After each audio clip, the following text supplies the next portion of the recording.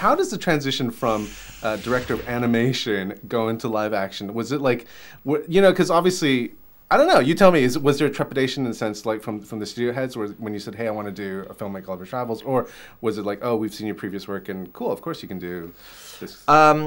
Yeah, I mean, you know, the studio's probably still nervous about hiring me. It was a lot of begging on my part and pleading with people to give me a chance to do it, but I think it was the perfect stepping stone for me, this movie, from animation, because it's so complicated and there's so many visual effects, and ultimately we had to separate Jack from the rest of the cast and shoot him on green screen, and so a lot of the things that I know from animation actually came into play. And then it's a different craft and a different medium, and I really loved it and enjoyed it, and was surrounded by, you know, people who've done so many movies and have so much, you know, experience that they made it a lot easier for me. You got to work with some really awesome, like, British comedic talent. Yeah. And so were you fans of a lot of them prior? Is that why you kind of filtered them into your film? Or, or was that, I don't know, like...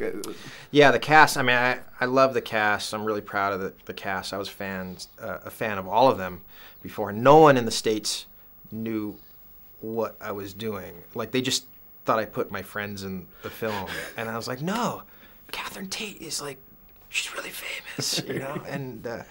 And I chased every single one of them down and you know, really just begged for them to be in the movie. And it's great. It's like a all-star UK cast. I love it. And Jack was really supportive and met everyone, and everyone hit it off, and there was so much chemistry, and it was so fun, and they're all great actors, and they're incredibly funny, and they can all ad-lib and improv, and it really elevated the material. It's amazing. Did you, as a director, like, allow for a lot of ad-libbing at the end of scenes and stuff? Like, were there things that maybe ended up on the screen that were actually not part of the original script?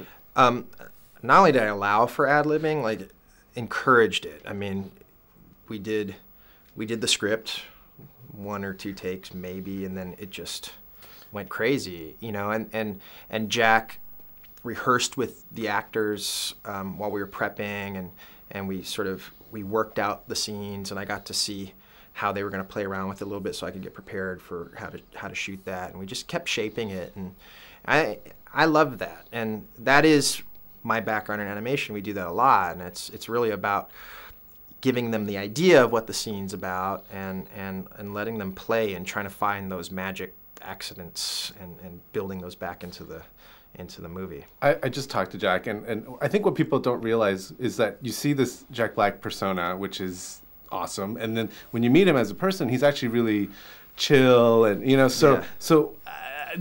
was that kind of, even for you, like, you're like, oh wait, that was like working with somebody who kind of can switch back and forth so quickly, or was he kind of, is that part of his genius, you know? Yeah, I mean, I love Jack. He's just the nicest guy, and I worked with him before. We did Shark Tale together, and so I knew him before and was comfortable with him, and had talked to him in between when I just finished Monsters vs. Aliens, had lunch with him and really wanted to work with him again, and he sort of put my name on the list for Gulliver's Travels. So I was always comfortable with him. He's just a really great guy in real life, and very likable, and I think he brings that to the screen. I think he's true to himself. I mean, he really is that guy, and I don't know, I can't say more things about Jack. He's awesome.